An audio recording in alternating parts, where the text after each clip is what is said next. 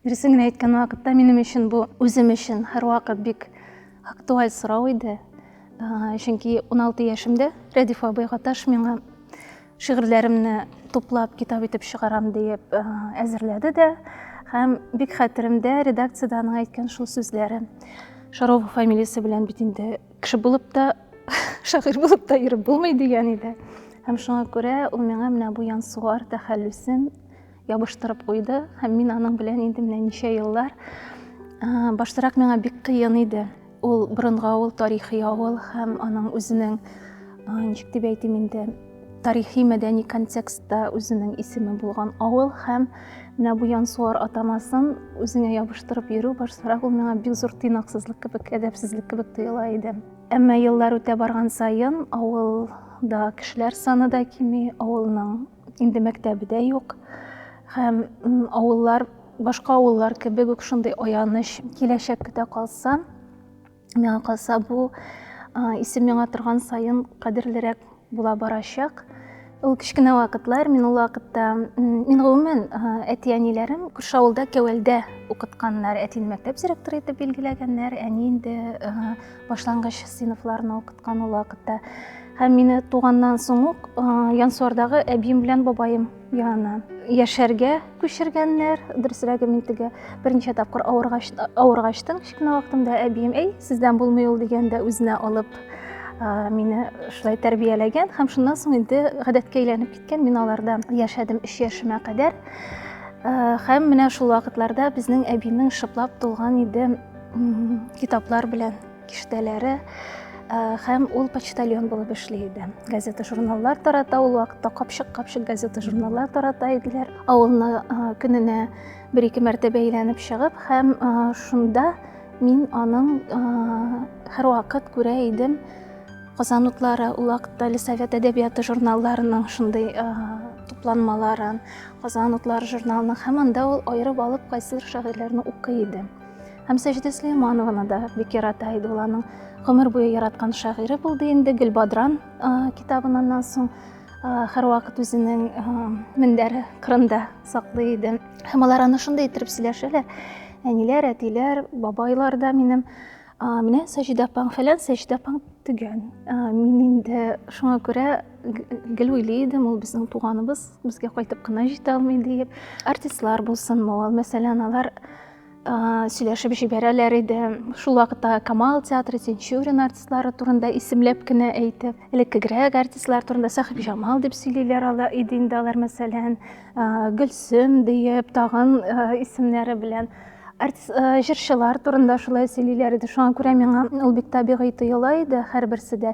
Һәм миңа калса ул үзенә күрә аларның менә бу әдәбиятны да, мәдәниятне дә каядыр еракта булган, каядыр безгә кагылышы булмаган, ничектер чит өлкә итеп түгел, үзләрен нәкъ менә шуңа кереп урнашкан, аларның күңелләре, җаннары белән укмашкан ниндидер бер тулайым процесс иттереп хис иткәннәр. Һәм шуңа күрә миндә дә бернинди дә каршылык булмады. Казанга килгәч, менә бу мәдәни мөхиткә кереп киткән вакытта, чөнки мин инде ниндидер кичкенә йортымнан олырак бер йортка килгән кебек иттереп хис иттем үземне.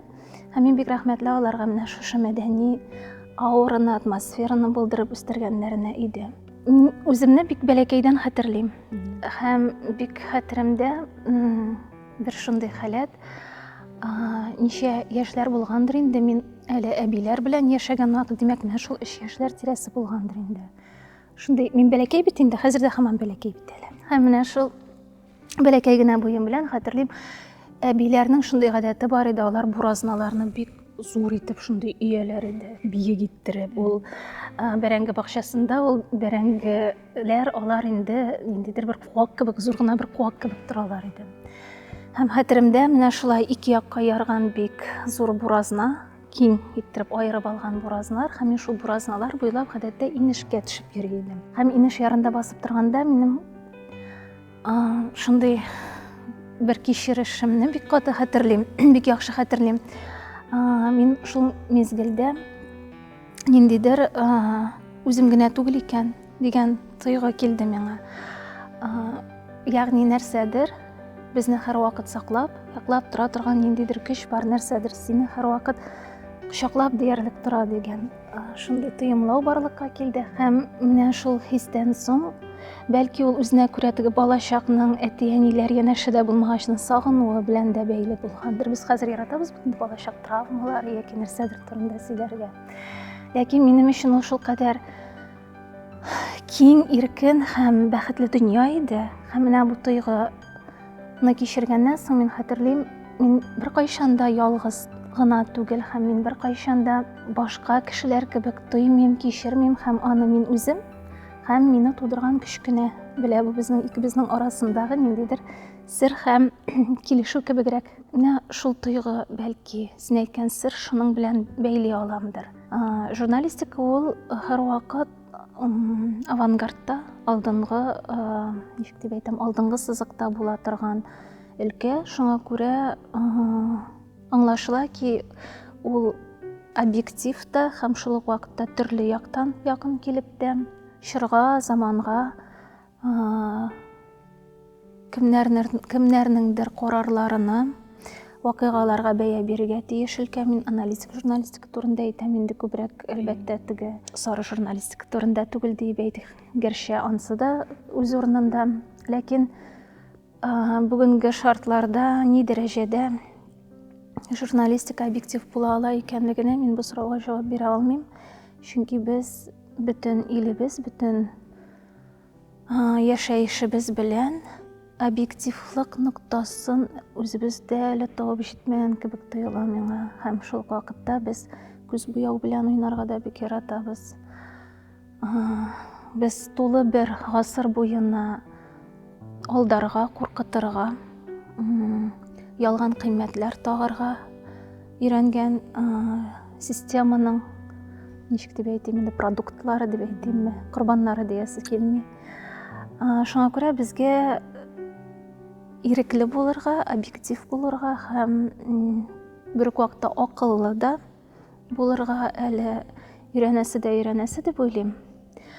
Һәм шуның белән бәйле, бәлки безнең журналистикада яшьләрнең тотрыклы булып калмаулары да. Мин Казанның үзәген бик яратам. Ул үзәктә урнашкан бөтен шундый рухи үзәк, рухи нокталар, шулар кадерле һәм язучылар берлеге урнашкан йортны бик яратам мин. Аның бакчасын, аның арткы ягында чыгып, элек Тукай клубы канатыннан чыгып утыра торган урыннарны, Лецкой бакчасы аша үтеп шунда килә торган юлны бик яратам.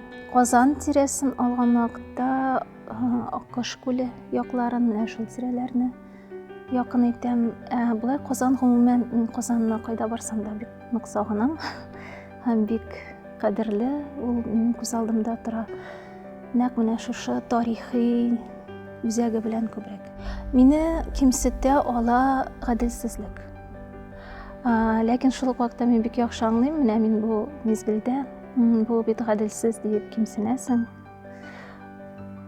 Ничек дип әйтәм, рефлексия бара, эмоциялар кичерәсең, ләкин шул ук вакытта бер 7, 8, 9, 10-га кадәр санаганнан соң, дип сулыш алганнан соң аңлыйсың, һәр кешенең үз гаделлеге. Үзең генә дигән төшенчә ул үзем генә була аладыр дип уйламыйм, чөнки без бик катлаулы корылганбыз. Без беркайчан да менә үзем генә, ул менә бер мин генә, менә шушы бер кыйпылчык кына була аладыр дип уйламыйм. Без бик катлаулы, шуңа күрә ул үзем төшенчәсе минем өчен ул бик зур.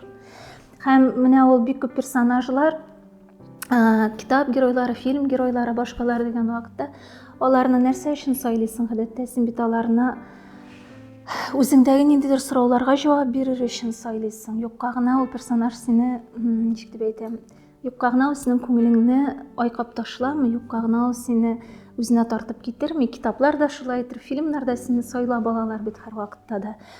Менә соңгы вакытта мин бик яратып карадым һәм шул дөньяларны гел күз алдымда йөртеп, шул хиссиятләрне гел кичереп йөрим. Данила Козловскийның «Карамора» сериалын. Ләкин бит синдә булмаган әйбер беркайчан да сине үзенә йолып алмый. Һәм менә без «Алтын чәч» пьесасын язган вакытта шулай иттереп үзебезнең тарихи да персонажларына һәм милли дә ниндидер каһарманнар темасына шундый уйлану ноктасыннан чыгып язган идек. Һәм шушы вакытта башланды рекламасы, пиар акциясы Карамора сериалының. Һәм мин шул вакытта уйлыйм, менә ничек менә шушылай параллель була ала. Һәм менә бу параллельләр искиткеч. Димәк, хәлемдә кайдадыр хисләр, уйлар, кешеләрнең энергиясы кисешә һәм ул шулай булырга тиештә. Миңа калса, нигездә үзе исән вакытта теләсә кайсы язучының, теләсә кайсы иҗат кешесенең мөһим түгел ул язучы гынамы, ул режиссер да була ала, ул рәссам да була ала. Нигездә шул 1, 2, 3 кешесе була ала һәм ул кешеләр аның өчен бәя критерия. Калганы инде анысы язмыш һәм тормыш эше. Театрның бөтен процессы да ул синеке 24 сәгате белән. Аның монтажы да синеке, аның көрелгән юллары да синеке, аның автор менә шушы мизгелдә язган әсәре дә синеке һәм режиссерның уйлары да, режиссерның синең алдыңа кертеп, менә булары кирәк дип язган бөтен задачалары да синеке һәм ул шуның белән кадерле дә. Театр шул кадәр тер процесс. Язучы гадәттә, мәсәлән, өстәле белән, кәгазе белән, ноутбугы белән күзгә күз кала ала, театр ул гел үзгәрештәге, гел менә шундый динамикадагы процесс, ул бер генә мизгелгә дә тукталып тормый. Шуңа күрә аның бөтен динамикасы синеке. Татар әдәбиятын дигән очракта без гомуми әдәбиятны күздә тотабыз. Шигъриятендә, прозасында, драматургиясында, эссеистикасында, мәсәлән, бик сусаткан. Миңа калса матур итеп, чөнки без бик лаф урырга яратабыз, замана үзгәрә, яшьләр үзгәрә, яңалар элеккеге кыйммәтләрне кадерлей белми, саклый белми диеп, 40 яшькә җиткән менә шушы гомернең уртасы микән, инде кайтышы микән, анысын белмим.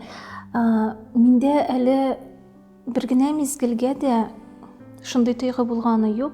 Бу процесс туктап калыр, өзелергә мөмкин һәм яңа килгәннәр һәм бездән соң иҗат итә торган кызлар, егетләр, алар безгә караганда ничек дип әйтим, белемсезрәк, талантсызрак, ягъни җавапсызрак дигән. Миңа калса матур булыр. Мин теләр идем киләчәктә безнең прозаның үсүен, чөнки әдәбиятның нигезе ул нәрсә генә дисәң дә барыбер умырткасы проза.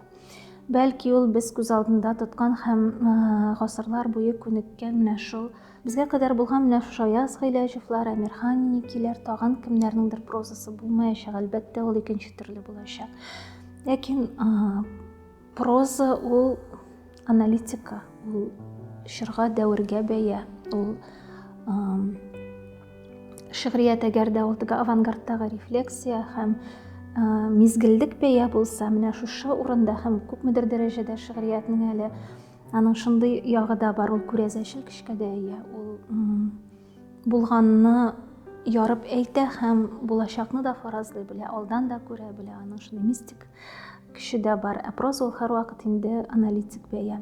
Мин киләчәктә теләр идем бездә фәнни якның үсүен, чөнки бездә менә бүгенге көндә чын мәгънәсендә аналитик эзләнүләр, менә шушы культурологик яктан эзләнүләр, бәяләмәләр белән ныгытылган әдәбият җитешеп бетми. Без әдәби тәнкыйть ягыннан ул өлкәне тирәнтен, ничек дип әйтим, тирәнтен алып бармыйбыз. Гәрчә нәкъ менә алар әдәбиятның контекстын булдыра һәм шәхесләр ягыннан да аны бәяләүне булдыра һәм әдәбиятның үзенең барышына да, процессына да бәя булып тора. Һәм мин бик тә шәхесләребезнең биографияларын өйрәнүнең дәвам итүен теләр идем. Менә мәсәлән, шул Жизель сериясе турында әйттем бит. Бездә алар бар һәм алар искиткеч шәхесләр бар. Без аларны үзебез кадерле өйрәнә белмибез. Менә эссеистика белән шушы юнәлешнең дәвам итүен теләр идем. Миңа калса булыр, чөнки акыллы кызлар, егетләр бар, аларга үзләрен бу әдәбият өчен, бу өлкә өчен без җаваплы дип алынырга гына кирәк. Тагын икенче бер ягы бар, менә бүгенге көндә әдәбиятка нәрсә генә дисәң дә барыбер маркетинг яктан карау һәм менеджмент ягыннан карау җитешеп бетми. Раскрутка ягыннан біз үзебезнең язучылардан ниндидер, менә мәсәлән шул ук Харуки Муракамиларны алсак, әгәр дә Кадзуо Исигураларны алсак, без менә шундый дәрәҗәдә раскрутка ясап, үзебезнең язучыларыбызны продвигать итә белергә дә өйрәнергә тиеш дип уйлыйм. Һәм аның булачагына өмитем бар.